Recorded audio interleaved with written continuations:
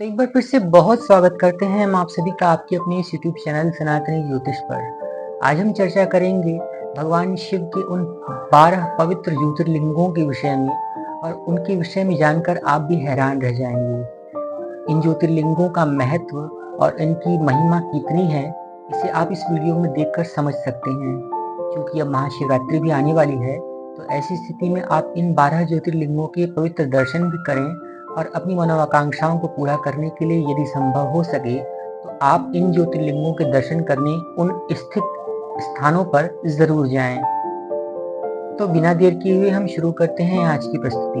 लेकिन उससे पहले हमारा एक सविनय निवेदन है आप सभी से, अगर आप सभी ने हमारे इस चैनल सनातनी ज्योतिष को सब्सक्राइब नहीं किया है तो अभी हमारे चैनल को सब्सक्राइब कर लें और बेल नोटिफिकेशन को ऑन करके ऑल पर सेट कर लें। इससे आपको हमारी आने वाली हर नई वीडियो की नोटिफिकेशन, रहस्यमय मंदिरों और कई ऐसे अनूठे रहस्यों के विषय में पता चलता रहेगा जो हम अपनी वीडियोस में अपलोड करके बताने वाले हैं। तो बिना देर किए शुरू करते हैं हम आज की प्रस्तुति। तो सबसे पहले है सोमनाथ का ज्योतिर्लिंग। यह ज्योतिर्लिंग गुजरात के सौराष्ट्र क्षेत्र में अरब सागर के तट पर स्थित है। शिव पुराण के अनुसार जब चंद्रमा को दक्ष प्रजापति ने क्षय रोग होने का श्राप दिया था, तब चंद्रमा ने इसी स्थान पर तपस्या करके स्वयं को श्राप से मुक्ति दिलाई थी, और तब चंद्रदेव ने इस ज्योतिर्लिंग की स्थापना की थी।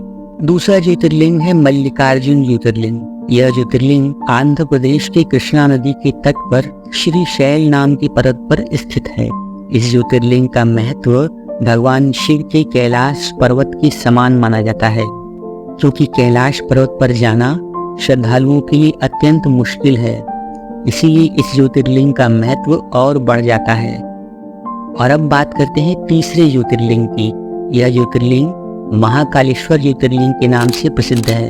यह प्रसिद्ध ज्योतिर्लिंग मध्य प्रदेश के उज्जैन में शिप्रा नदी के तट पर स्थित है। इस ज्योतिर्लिंग की यह विशेषता है कि यह एकमात्र दक्षिण मुखी ज्योतिर्लिंग है। ऐसी मान्यता है कि यहाँ पर पूजा अर्चना करने से आयु बढ़ जाती है और सभी प्रकार के कष्ट और संकट दूर हो जाते हैं। चौथा ज्योतिर्लिंग है ओंकारेश्वर ज्योतिर्लिंग।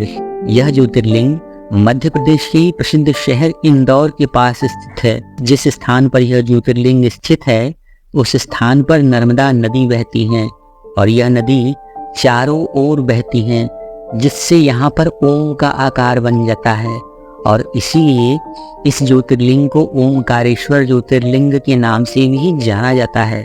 वहीं ऐसी मान्यता भी है कि तीर्थयात्री सभी तीर्थों से जल लाकर ओंकारेश्वर में अर्पित करते हैं, और उनके सभी पाप खत्म हो जाते हैं, और तभी उनके सारे तीर्थ पूरे भी माने जाते हैं। पांचवा है केदारनाथ ज्योतिर्लिंग। भगवान शिव का यह प्रसिद्ध ज्योतिर्लिंग उत्तराखंड में स्थित है। यह प्रसिद्ध मंदिर समुद्र तल से 32 किलोमीटर की ऊंचाई पर स्थित है। यहाँ सर्दियों में भारी बर्फबारी होती है, इसलिए सर्दियों के 6 महीने में यहाँ जाना बेहद मुश्किल है। अर्थात यहाँ दर्शन के लिए सिर्फ गर्मियों में ही जाया जा सकता है। सर्दियों में इस मंदिर को बंद कर दिया जाता है। वहीं ऐसी मान्यता भी है कि इस मंदिर का निर्माण पांडवों के पौत्र महाराजा जन्मेजय ने करवाया था। और अब बात करते हैं छठे ज्योतिर्लिंग की, जिनका नाम है भीमा शंकर ज्योतिर्लिंग। यह ज्योतिर्लिंग महाराष्ट्र के पुणे जिले में पश्चिमी घाट या सह्याद्री पर्वत पर स्थित है। यहाँ पर स्थित शिवलिंग काफी मोटा है, इसी कारण इन्हें मोटेश्वर महादेव भी कहा जाता है। और सातवां ज्योतिर्लिंग है भगवान काशी विश्वनाथ का प्रसिद्ध ज्योतिर्लिंग। यह ज्योतिर्लिंग उत्तर प्रदेश में वाराणसी में गंगा नदी के किनारे पर स्थित है। यहाँ की ऐसी मान्यता है कि काशी नगर को स्वयं भगवान शिव ने बसाया था, और कैलाश के बाद काशी उनका सबसे प्रिय निवास स्थान है। ऐसी भी मान्यता है कि काशी भगवान शिव के त्रिशूल पर टिकी हुई है। और यही नहीं, ऐसा भी कहा जाता है कि प्रलय काल में भी काशी का नाश नहीं होगा। प्रलय काल के समय भगवान शिव काशी को अपनी त्रिशूल पर उठा लेंगे, और प्रलय समाप्त होने के बाद वापस काशी को उसी स्थान पर स्थापित कर देंगे। और ऐसा भी माना जाता है कि जिस जगह पर यह ज्योतिर्लिंग स्थित है वह जगह कभी भी लुप्त नहीं होती है और सदियों से वैसी की वैसी ही स्थापित है। ऐसा बताया जाता है कि वर्ल्ड की सबसे प्राचीन नगरों में सबसे पहले नगर का नाम काशी ही आता है। कहते हैं कि जो भक्त इस शहर में आकर भगवान शिव की पूजा अर्चना करते हैं उन्हें हर तरह के पाप से मुक्ति मिल जाती है। हम अपने दर्शकों से ये भी बता दें कि काशी एक ऐसा नगर है कि जहाँ लोग जीने की तमन्ना के साथ तो आते ही हैं, लेकिन मरने की इच्छा लेकर भी काशी में आते हैं, क्योंकि भगवान शिव हर मरने वाले को तारक मंत्र देकर इस जन्म और मरण के बंधनों से हमेशा के लिए मुक्त कर देते हैं। और जो भगवान शिव के सच्चे भक्त हैं वो भगवान शिव के इस लोक को प्राप्त कर लेते हैं। तो भगवान शिव के नाम पर आप इस वीडियो को लाइक और कमेंट में हर हर महादेव जरूर लिखिएगा। और हमें ये भी बताइएगा कि क्या आपने भगवान शिव के इस प्रसिद्ध ज्योतिर्लिंग के दर्शन किए हैं। वही 8वां ज्योतिर्लिंग है त्र्यंबकेश्वर ज्योतिर्लिंग। यह ज्योतिर्लिंग गोदावरी नदी के किनारे पर महाराष्ट्र राज्य के नासिक जिले में स्थित है। ऐसा कहा जाता है कि गौतम ऋषि और गोदावरी नदी के बुलाने पर भगवान शिव को इस ज्योतिर्लिंग में आकर बसना पड़ा था। इस ज्योतिर्लिंग की सबसे खास बात यह है कि यहाँ भगवान ब्रह्मा, विष्णु जी और भगवान भोलेनाथ तीनों ही रूपों में विराजित हैं, जबकि अन्य सभी ज्योतिर्लिंगों में केवल भगवान शिव की ही विराजित प्रतिमा स्थापित है। और अब बात करते हैं 9वें ज्योतिर्लिंग की, जिसका नाम है बैद्यनाथ ज्योतिर्लिंग। यह ज्योतिर्लिंग झारखंड राज्य के देवघर में स्थापित है। ऐसी मान्यता है कि इसे लंकापति महाराज रावण ने स्थापित किया था। दरअसल इस ज्योतिर्लिंग को दशानन ने अपने 9 सिरों की भेंट चढ़ाकर भगवान शिव से वरदान स्वरूप प्राप्त किया था। जब दशानन अपने 10वें शीश को चढ़ाने जा रहे थे तब महादेव ने प्रत्यक्ष दर्शन देकर उन्हें अपना आत्मलिंग सौंप दिया था और इस वरदान के साथ चले गए थे कि वह इस ज्योतिर्लिंग को जहाँ पर भी स्थापित करेगा वहीं पर यह सदा के लिए विराजमान हो जाएगा।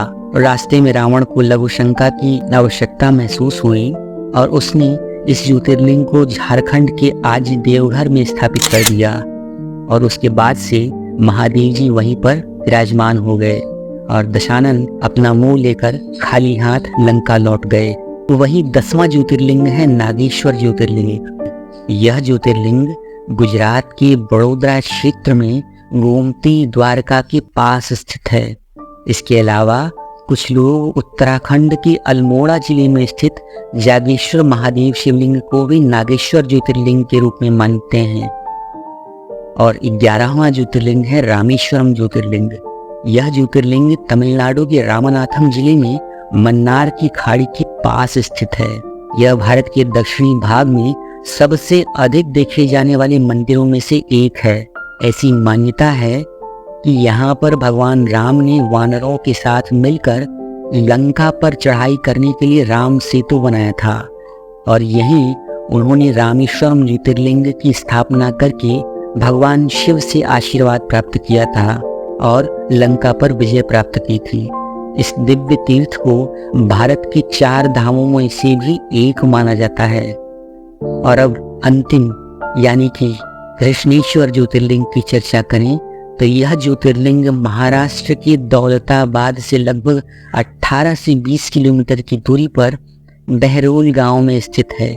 इस मंदिर का निर्माण अहिल्या देवी होलकर ने करवाया था और घुश्मेश्वर महादेव के दर्शन से सभी पाप दूर हो जाते हैं और जीवन में सुख ही सुख आ जाता है। तो मेरे सभी दर्शकों, ये थे भगवान शिव के 12 ज्योतिर्लिंग जो सिर्फ भगवान शिव के स्थान ही नहीं बल्कि हमारी संस्कृति और हमारे भारतीय धरोहर की एक अभिन्न अंग भी माने जाते हैं। और यहाँ पर सभी प्रकार के कष्टों से मुक्ति मिलती है और सभी श्रद्धालुओं की सारी मनोकांक्षाएं भगवान शिव की कृपा से बहुत जल्दी पूरी होती है।